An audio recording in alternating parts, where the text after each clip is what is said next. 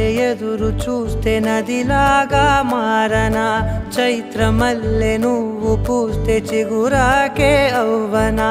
నన్నే వరించే యువరాజును అంట నీ యువరాజు